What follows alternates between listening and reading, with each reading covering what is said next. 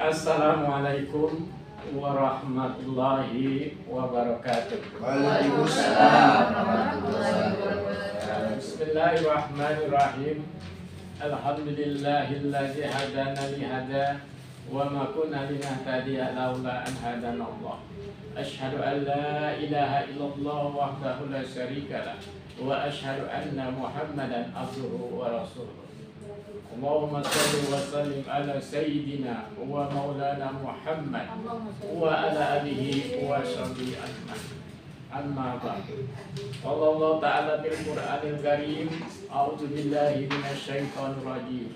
Syahrul Ramadan allazi unzila fil Qur'an hudan lin-nasi wa bayyinatin minal huda wal furqan.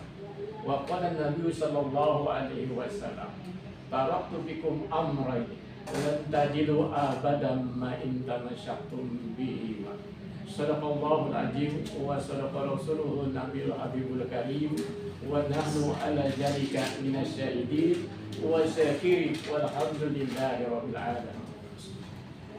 Yang saya hormati guru kita Al-Mukarram Bapak Ustadz Ahmad Fatoni MKom, yang kami hormati guru-guru kita Ustazah Haja Nani, Ustazah Haja Ito, dan Bapak Nur Rahman selaku DKM Masjid Sunan Kalijaga. Juga yang kami hormati ibu-ibu sekalian yang berbahagia. Mudah-mudahan pada hari ini kita dalam lindungan Allah Subhanahu wa Ta'ala. Amin. Puja dan puji hanya milik Allah Rabbul Ijadi, yang senantiasa memberikan karunia dan kenikmatan tak pernah henti. Oleh karena itu, marilah kita syukuri agar hidup kita semakin berarti. Semoga langkah Bapak Ibu sekalian hari di tempat ini akan dicatat oleh Allah Subhanahu wa Ta'ala sebagai amal soleh. Amin ya rabbal alamin. Shalawat bertangkaikan salam tak lupa juga kita sampaikan kepada junjungan kita Nabi besar Muhammad sallallahu alaihi wasallam sebagai nabi akhir zaman dan sekaligus memberikan syafaatnya di yaumil qiyamah. Para hadirin yang berbahagia, pada kesempatan ini, pada intinya kita semua pengen masuk surga. Ini betul ya Ustaz? Ya. Ingin masuk surga. Ada yang mungkin yang tidak pengen masuk ke dalam surga? Ada kan? Ingin. Saya rasa ada cuma di dalam bila hatinya nggak mau jawab. Karena di dalam supaya kita ingin masuk surga semua, saya mengajak jangan sampai kita salah jalan, salah menuju surga, maka kita mengajak untuk memperbanyak baca Al-Quran supaya kita bisa masuk ke dalam surga bersama-sama. Amin ya Bu. Amin. Sebelum pada tema intinya, mari kita berselawat dulu kepada Nabi kita Muhammad sallallahu alaihi wasallam. Ya Rabbi bil Mustafa balik maqasidana wa birlana ma'amada ya wasyi'al karami. Ayo Bu, bareng Bu. Ya Rabbi bil Mustafa balik maqasidana wa birlana ma'amada ya wasyi'al karami. Ke Cikarang membeli kelapa, ke pasar Kranji membeli tales. Saya heran sama bapak-bapak kalau mengaji rada-rada males. Ya Rabbi Mustafa balik maqasidana wa birlana ma'amada ya wasyi'al karami. Beli bubuk, beli gergaji, perutnya lapar, makan super mie. Ibu-ibu yang rajin mengaji, tapi masih banyak yang lawan suami. Ya Rabbi Mustafa balik maqasidana wa birlana ma'amada kajian Al-Quran ada 3 fungsi Al-Quran dalam kehidupan manusia. Yang pertama yaitu Al-Huda, sebagai petunjuk. Orang yang beriman tentunya akan mengikuti petunjuk. Kalau hidup tanpa petunjuk, hidup kita akan sasar. Begitupun rumah tangga. Kalau rumah tangga tanpa petunjuk, jangan diharapkan rumah Anda bisa sakinah, mawadah, dan warahmah. Begitu juga kalau ada konten baru. Konten baru itu harus ada petunjuk juga. Malam pertama, oh malu-malu. Tuh, petunjuknya malam pertama, malu-malu tuh. Malam kedua, padamkan lampu.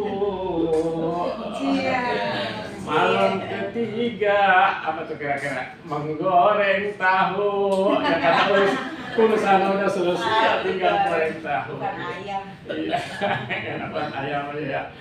Di dalam Al-Quran surat Al-Baqarah ayat 185 Allah Subhanahu wa taala berfirman, "Syahrul Ramadan alladzi unzila fil Qur'an hudan lin-nasi wa bayyinatin minal huda wal furqan." Bulan Ramadan, bulan yang pertama diturunkan Al-Qur'an. Mengapa bulan Ramadan diturunkan Al-Qur'an? Mengapa bulan Ramadan begitu besar manfaatnya? Kemudian huda linnas, Al-Quran sebagai petunjuk manusia.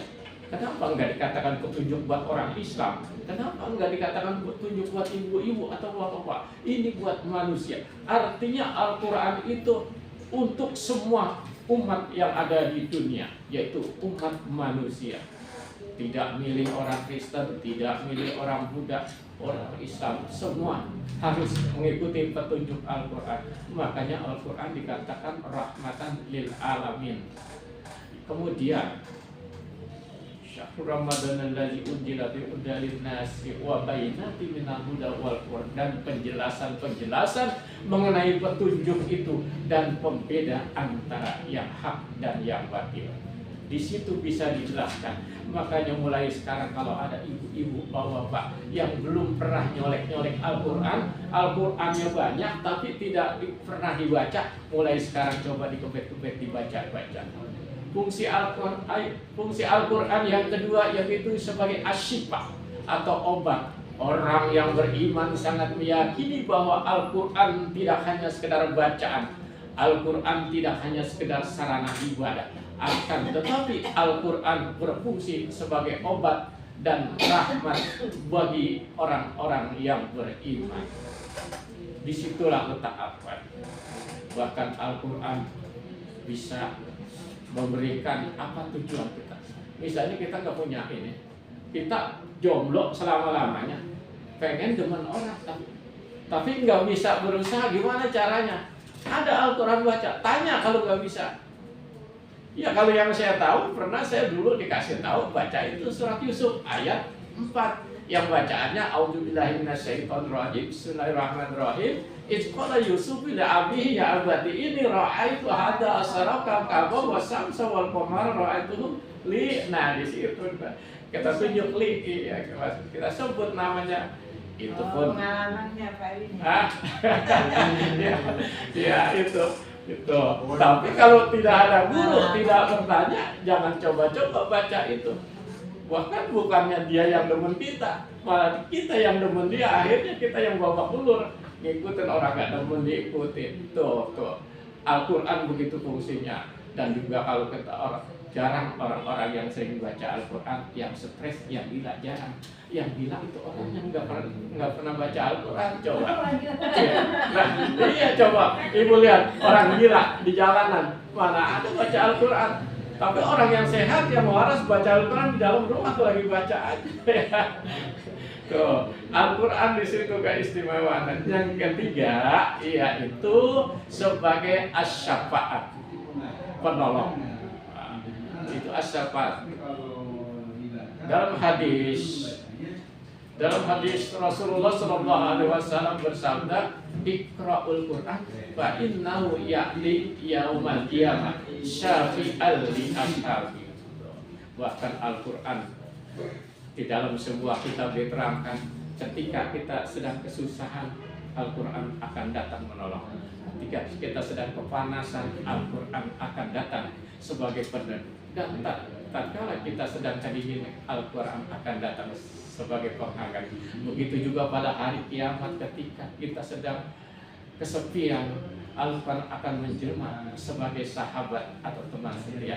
Lalu bagaimana orang yang tidak punya suami, tidak punya istri? Di situ Al-Quran akan menjelma sebagai istri kita atau suami kita.